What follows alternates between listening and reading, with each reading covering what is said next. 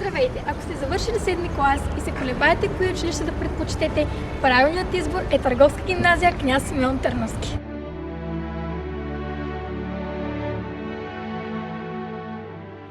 Тук ще усвоите ценни знания и практически умения в областта на икономиката, бизнеса и предприемачеството, които ще ви подготвят за успешна реализация. Търговска гимназия е елитно училище с над 100 годишни традиции, модерна материална база и високо квалифицирани професионалисти. При нашите открития спокойно подкрепяща и вдъхновяваща среда, за да се чувствате уверени, смели и готови да преследвате мечтите си. Защото ако успееш тук, ще успееш навсякъде. Здравейте! Казвам се Радина Георгиева, специалност банково дело. Тук не учим само теория, а се запознаваме с реалния свят на финансите. Банки, инвестиции и управление на парите. Получаваме знания, които ще бъдат полезни на всеки, независимо от каква професия избере. Специалността развива умения като отговорност, дисциплина и работа в екип, качества, които са силно търсени в бизнеса и финансовия сектор. Специалност банково дело дава знания, които ще ни помогнат за стабилна основа в реалния живот и професионалната реализация. Здравейте от мен, казвам се Стилян Радев и съм ученик в специалност банково дело. В обучението ни се запознаваме с работата на банките и финансовите институции чрез примери и реални казуси. Специалността ни помага да развием нашата финансова култура и умения за вземане на решения, което ще ни помогне както в професионалния, така и в личния живот. Здравейте! Казвам се Елица, съм за втора година в Търговска гимназия.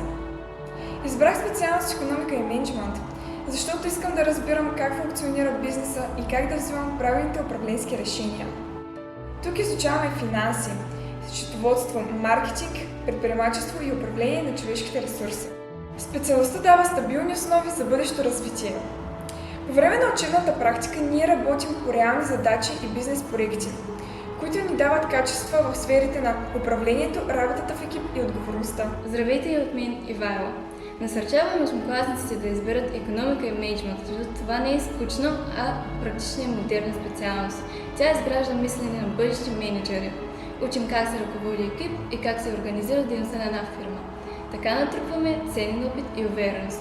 Ако искаш сигурна подготовка, полезни знания и умения за управление на фирми, това е правилният избор. Здравейте, казвам се Георги и съм специалност оперативно счетоводство. След завършването на 7-ми клас идва важния избор на училище и посока за бъдещето. Стремежа към сигурна подготовка, практически знания насочиха вниманието ми към Търговска гимназия Княз Симеон Търновски. Здравейте, аз съм Иванина. В специалност оперативно счетоводство ние усвояваме не само теория, но и разбираме как функционира бизнесът.